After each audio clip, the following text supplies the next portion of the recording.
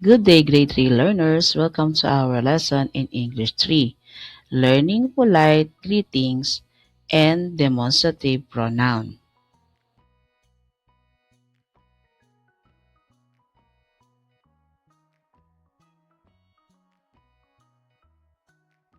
Before we begin, please don't forget to like, share, and subscribe. Thank you.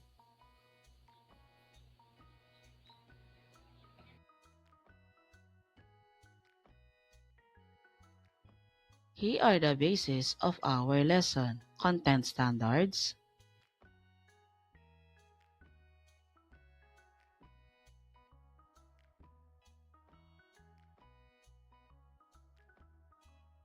performance standards,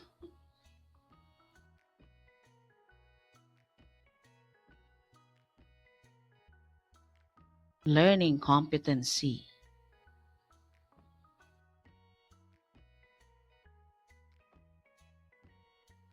activating prior knowledge. Good morning, class. I'm so happy to see your bright faces today. Are you ready to explore some wonderful stories and new words together? Let's dive into English.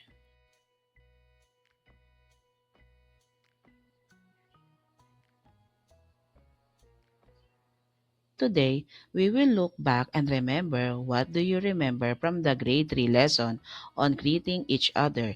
You practice greetings your teacher and classmates in the most possible positive ways.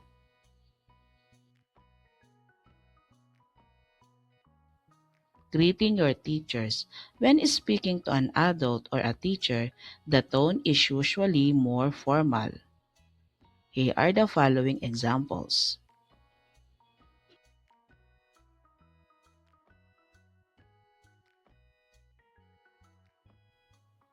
Greeting your classmates.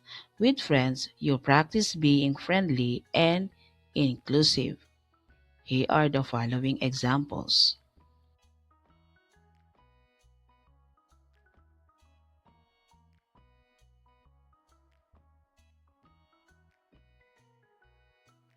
Lesson purpose intention.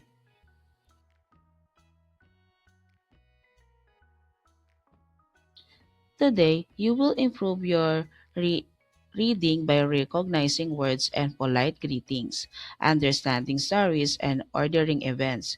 You will use demonstrative pronouns, retell stories, share feelings, learn mathematics vocabulary, and build self confidence.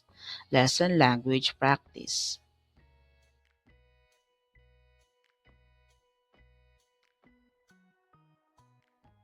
Here are the simple definitions of the following words. Everybody will going to read it.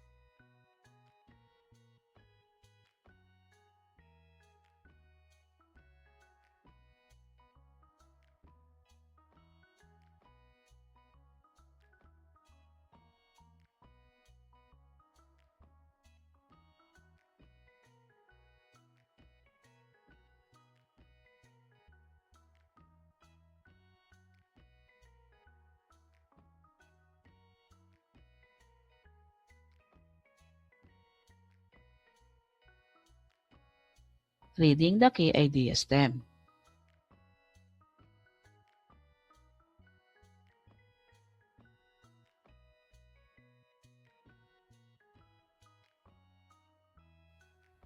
Reading of questions for comprehension. Let's be reminded of the following questions. For paragraph 1, here is the question. For paragraph 2, for paragraph 4, 5, and 6.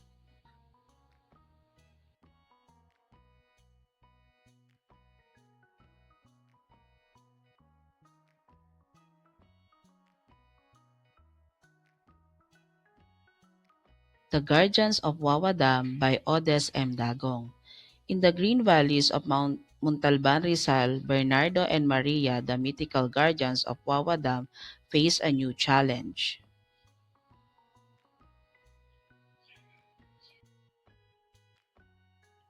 They discovered villagers thoughtlessly dumping trash into the water. They greeted the villagers warmly with good morning.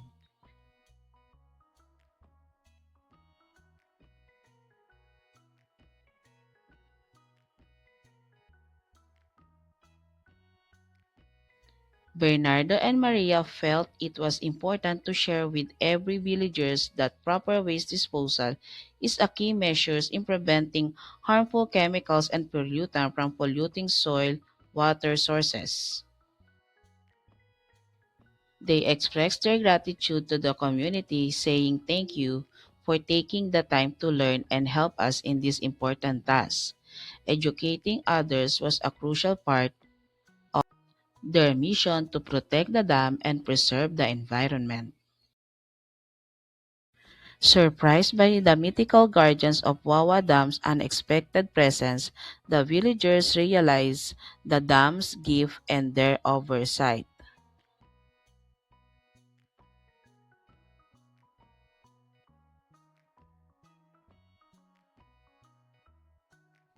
From that moment on, they promised to throw away their waste correctly. This proves Maria and Bernardo's transformative influence and the potential for positive change.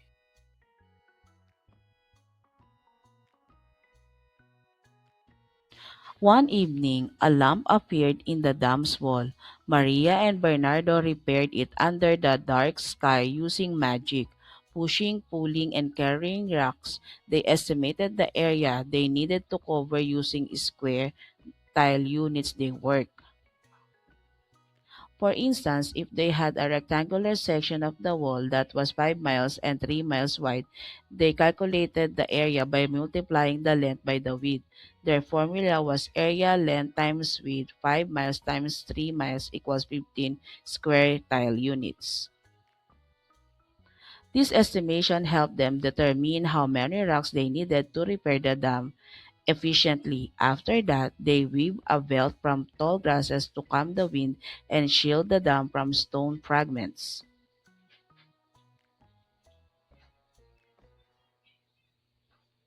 Then the old spirit threatened to stop the water from flowing through the fields.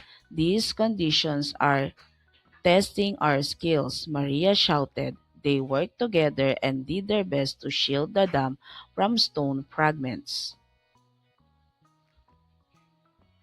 That field needs water, Bernardo said, pointing to a dried land area, demonstrating their water management skills and respect for nature, convinced the old spirit to sympathize with the preserve their beloved dam. As time passed, it became clear that Bernardo and Maria were not just guardians of the dam but also the land. Every problem they overcome as guardians of Wawa Dam secured their constant commitment to, to environmental conservation, giving them confidence and sense of security. Developing understanding of the key idea stem.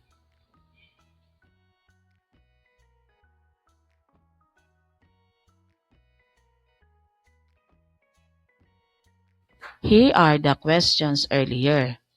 You can also find the answers to it. Everybody will going to find time to read it.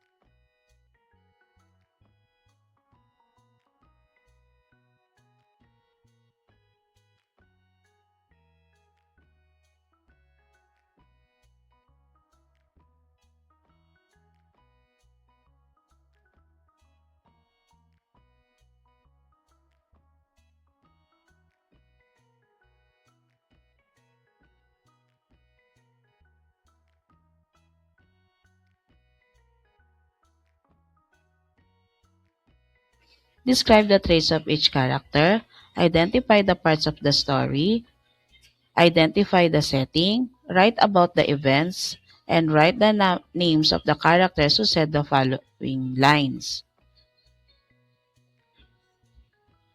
Number one, these conditions are testing our skills.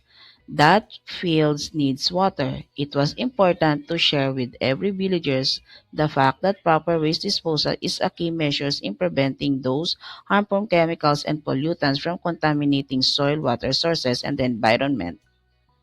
Here are the following answers to that questions. Everybody, we're going to read it.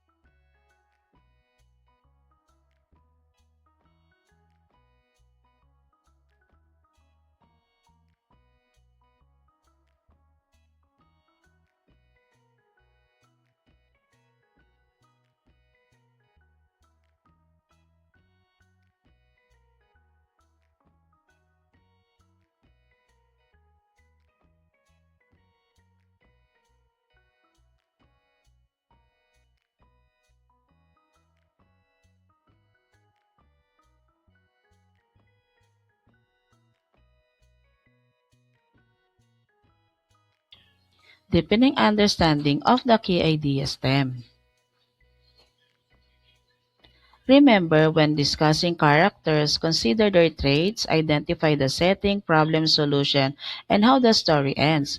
Characters in the story use demonstrative pronouns like this, that, those, and this,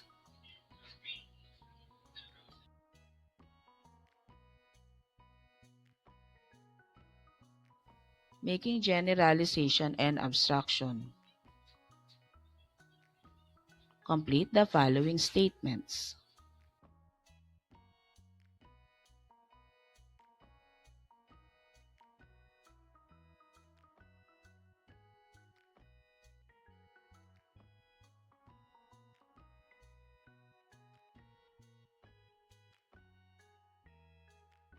Evaluating learning.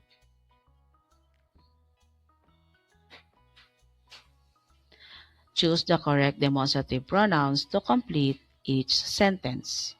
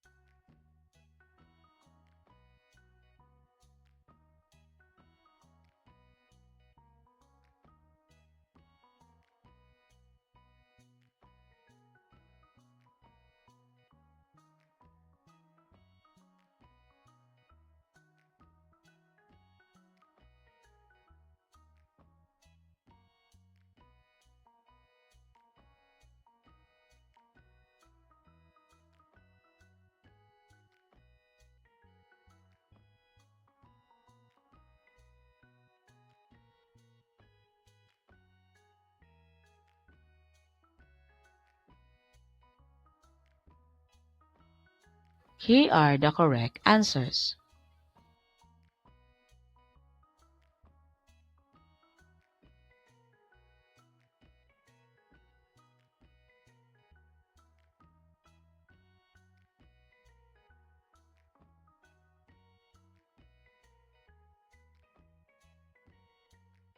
Good job today, everyone. You listen well, share your thoughts, and work hard. Keep up the good work. See you next time.